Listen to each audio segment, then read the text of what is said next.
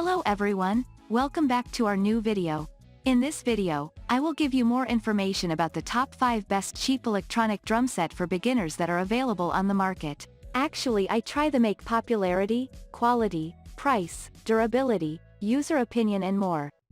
If you need more information about these products, please check the link description section below. Don't forget subscribe this channel for view future videos. Let's start this videos.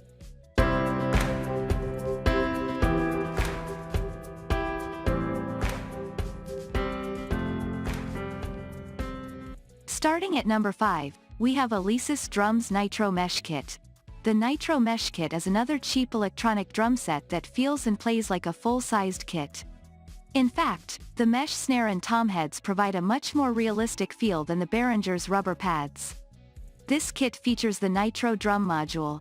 It comes loaded with 40 ready-to-play drum kits, which can be edited using the 350 drum sounds included in the module.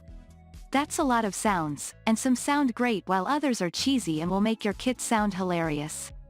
It also comes with 60 play-along tracks, plus a metronome for practice.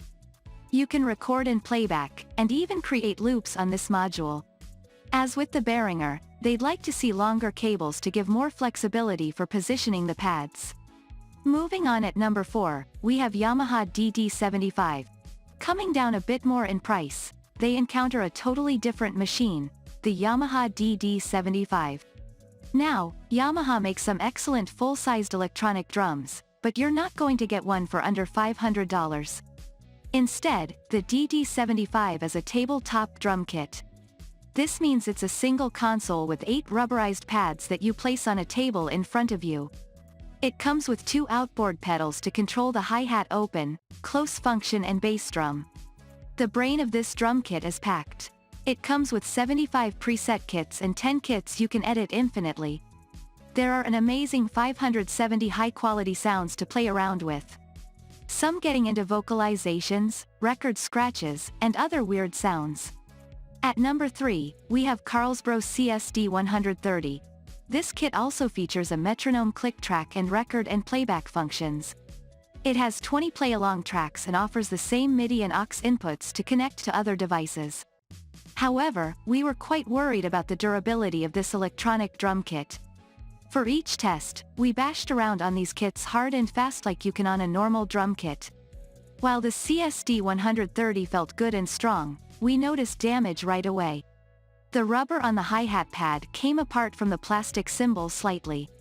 But even worse, the snare responsiveness was slow and sometimes even missed isolated, hard strikes. It has 250 pre-programmed sounds to choose from, which is more than the Behringer but a lot less than the Alesis Nitro. At number 2, we have Pyle PTED01. The PTED01 holds 25 preset drum kits and another 5 that you can program by yourself. It has 215 percussion sounds to choose from, and, unusually, the 128 standard, general MIDI, voices that go along with synthesizers. In the preset drum kits, the hi-hat pad is right in the middle of the console. This is a bit awkward for cross-grip players used to having the hi-hat over to the left. But for open grip players, this positioning is next to impossible. Again, you can place this console on your lap and play with your hands instead of with sticks.